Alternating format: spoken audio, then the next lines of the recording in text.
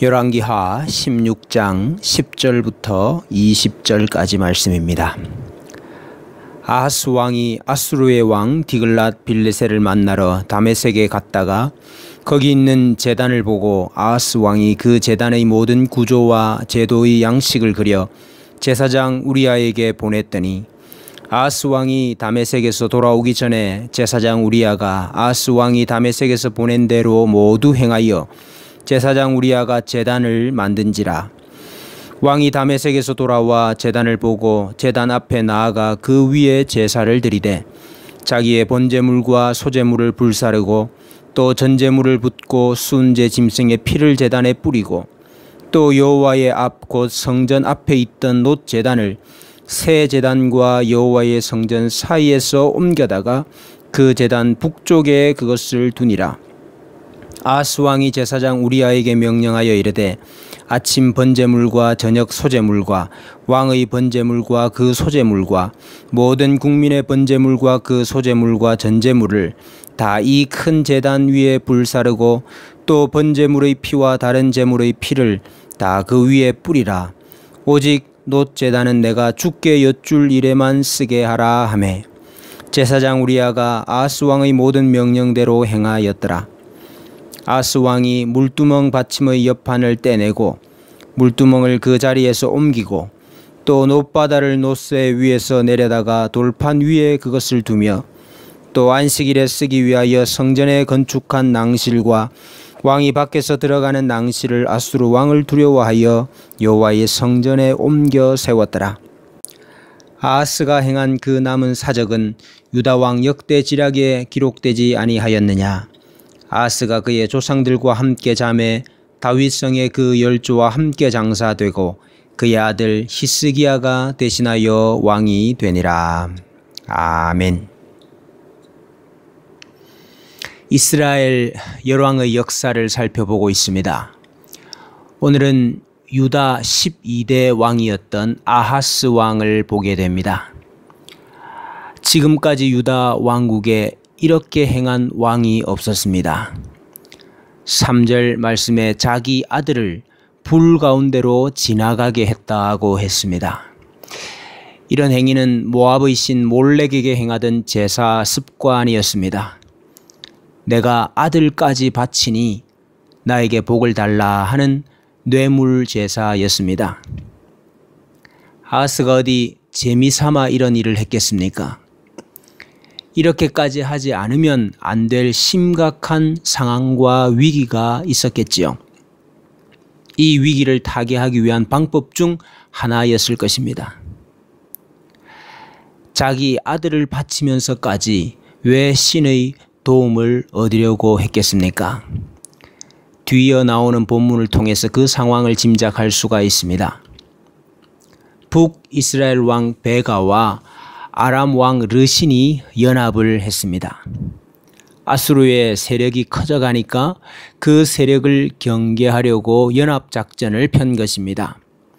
그런데 이 연합군이 남유다를 먼저 침공해 왔습니다. 아마도 세력을 더 확장하기 위해서였겠지요. 그때 남유다의 아하스 왕은 당시 세력을 확장하고 있던 신흥 강국 아수르에게 도움을 청하게 됩니다. 아수르 왕 디글랏 빌레셋에게 사자를 보내어서 나는 왕의 신복이요 왕의 아들이라. 아람 왕과 이스라엘 왕이 나를 치니 청하건대 올라와 나를 구원하소서 부탁을 했습니다. 빈손으로 도와달라고 하면 도와주겠습니까? 그래서 성전과 왕궁 곳간에 있는 금은과 값진 것들을 다 모아다가 갖다 바쳤습니다. 아수르의 입장에서는 어차피 북이스라엘과 아람 연합군을 쳐야 하는데 남유다가 와서 예물까지 주니 일석이조가 되었지요. 디글랏 빌레셋이 연합군을 쳐서 이기고 다메섹을 점령하게 됩니다. 그러자 아하스가 아수르 왕을 만나기 위해서 다메섹으로 가게 됩니다. 그런데 거기 있는 제단을 보고 그 제단의 구조를 그려서 제사장 우리아에게 보냅니다. 제사장 우리아는 그 그림을 보고 그대로 제단을 만듭니다. 다메섹에서 돌아온 아하스는 그 제단 위에서 제물을 바치고 제사하게 됩니다. 왜 그랬겠습니까? 하나님 섬기는 제단 가지고는 부족하고 다메섹을 정복할 정도의 힘이 있는 신을 섬기는 제단을 만들어야 되겠다고 생각한 것입니다.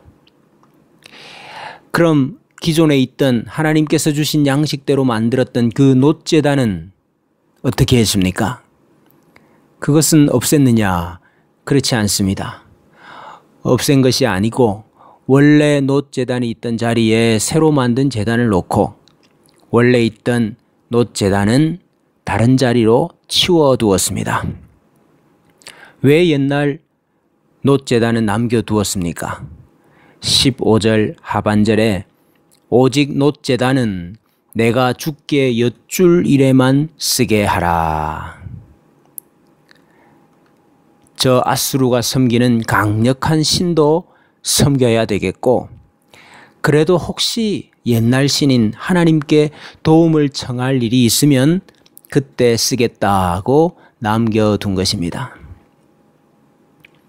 아하스가 큰 위기를 만났습니다.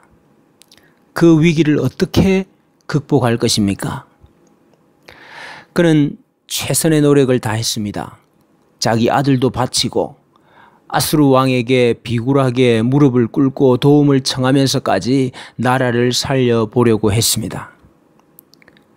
세상의 관점에서 보면 나라가 위기의 때에 외교 정책을 잘 펴서 나라가 망하지 않도록 지킨 왕이라 그렇게 평가할 수도 있을 것입니다.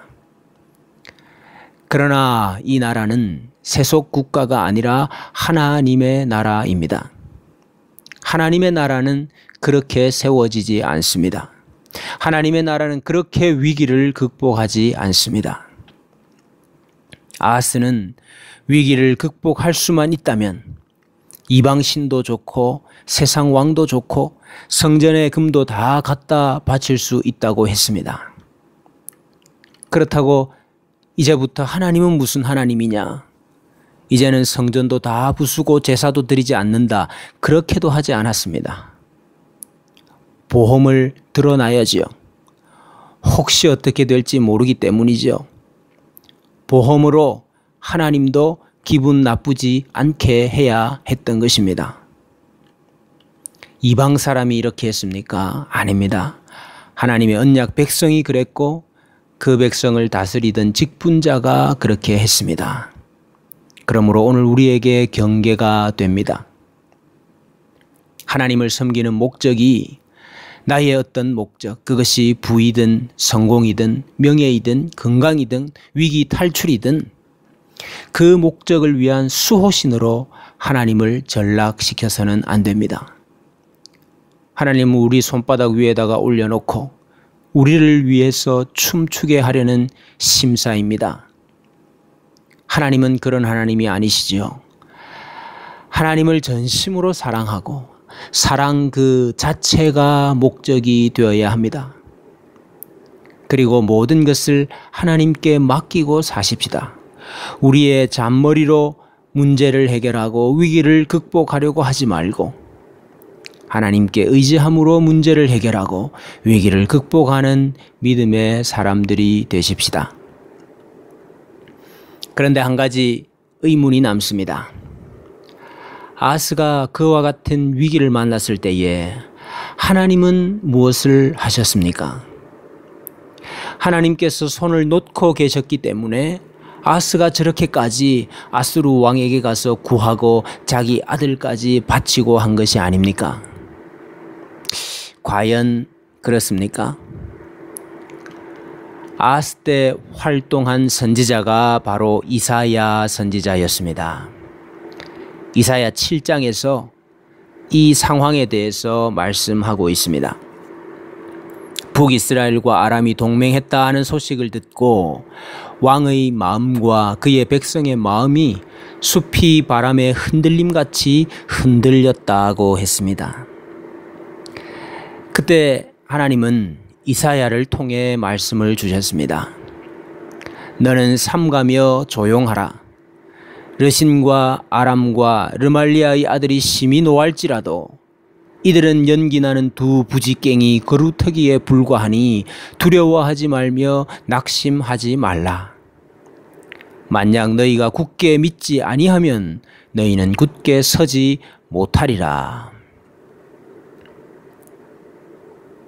하나님께서는 아람과 북왕국의 연합군을 연기나는 두 부지깽이라 말씀하시면서 그들을 두려워하지 말고 나를 믿으라고 선지자를 통해 말씀하셨습니다. 그러나 아하스는 그 말씀을 믿지 못하고 아수르 왕을 찾아갔던 것입니다. 오늘 새벽 하나님은 우리에게도 말씀하십니다. 위기를 만났다고, 어려움을 만났다고, 괴로움을 겪는다고 다른 그 무슨 방책을 찾겠습니까? 나를 믿고 두려워하지 말며 낙심하지 말라. 너희가 굳게 믿으면 굳게 설 것이요 믿지 아니하면 서지 못하리라.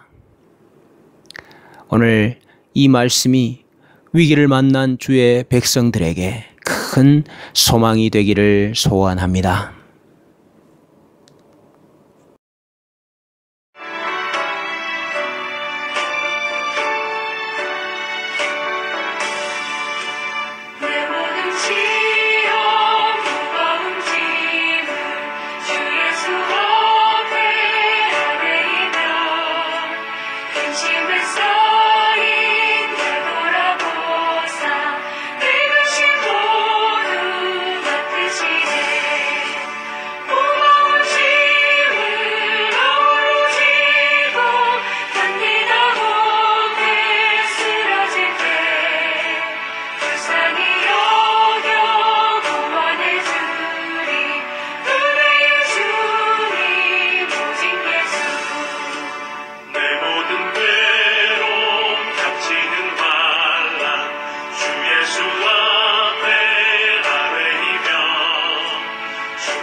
친히 날 구해주사 넓으신 산